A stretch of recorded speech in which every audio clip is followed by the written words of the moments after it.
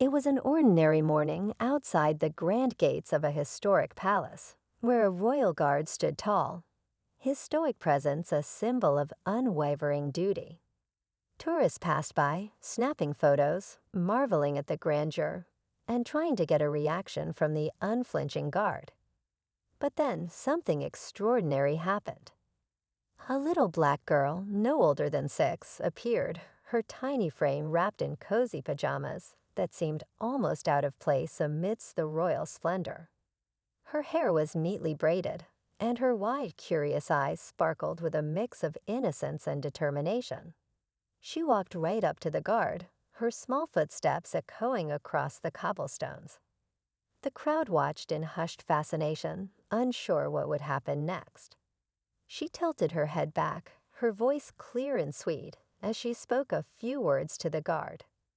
For a moment, his composure wavered, just a flicker, but enough to send ripples through the crowd. Then, in a move that stunned everyone, he reached for his radio and called for backup. What could this little girl have possibly said to cause such a reaction? Stay tuned to uncover the heartwarming story that left everyone speechless. The crowd grew restless, their murmurs spreading like ripples in a pond. What had this little girl said? Why had the guard broken his strict protocol? The royal guards were known for their discipline, never moving, never speaking unless it was an emergency. Yet here he was, speaking into his radio, glancing down at the girl with a softened expression, almost as if he were struggling to maintain his usual stone-faced demeanor.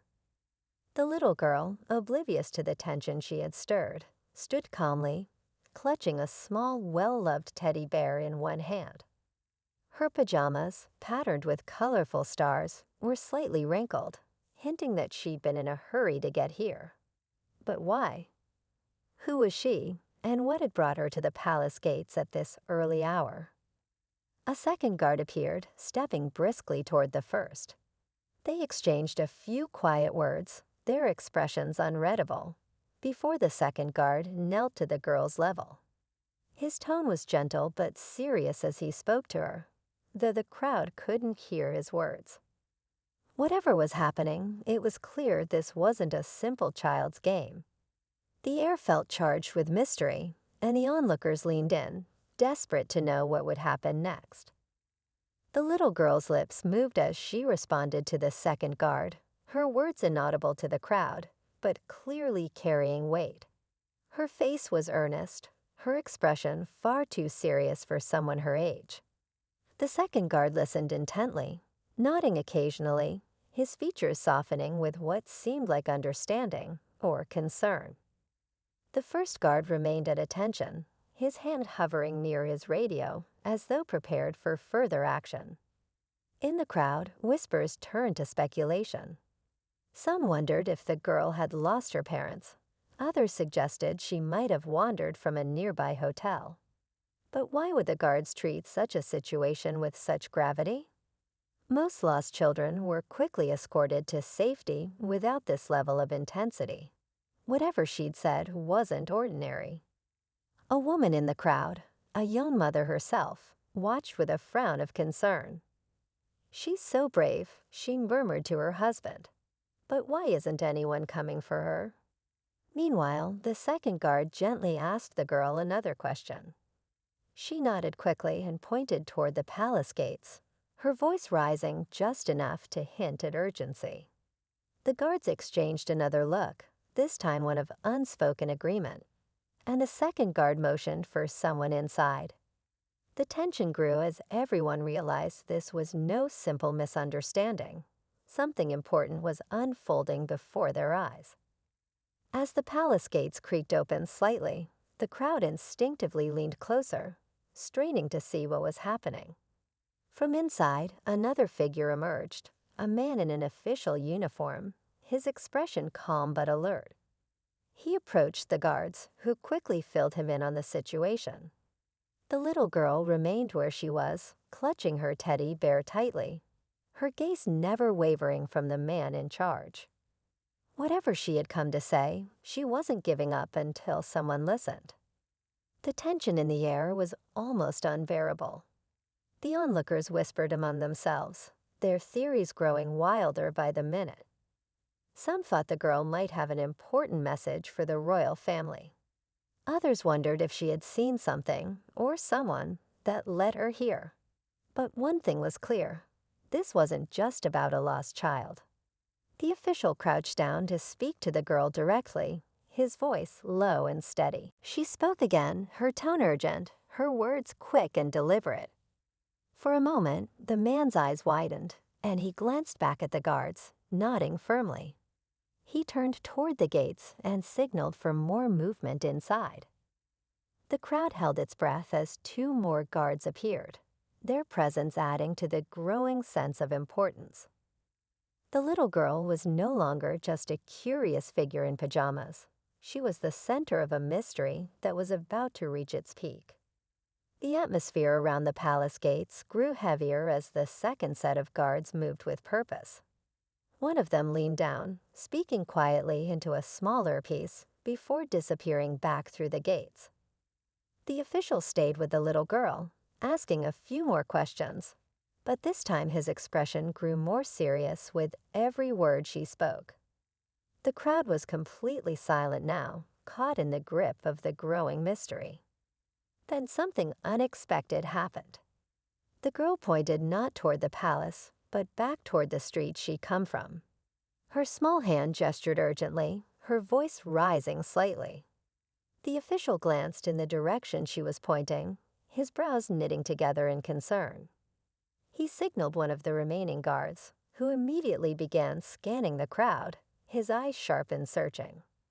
It was clear they were now looking for something, or someone, out there.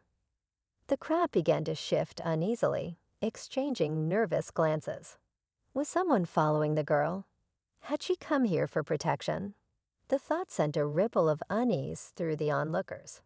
Just then, a black car pulled up quietly near the gates, and the tension skyrocketed.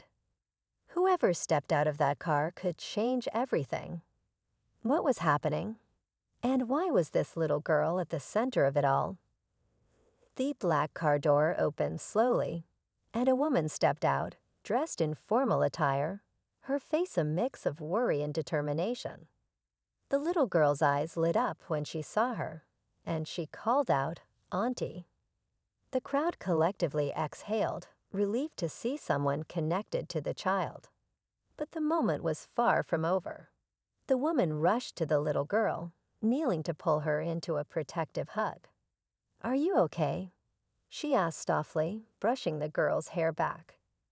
The girl nodded but quickly began pointing again, toward the street. "They're still there," she whispered urgently.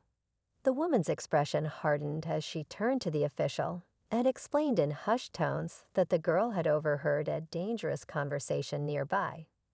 A group of suspicious men talking about gaining access to the palace grounds. She had run here to warn the guards before anything could happen. The tension in the air was palpable as the guards sprang into action, securing the area and scanning for any signs of a threat.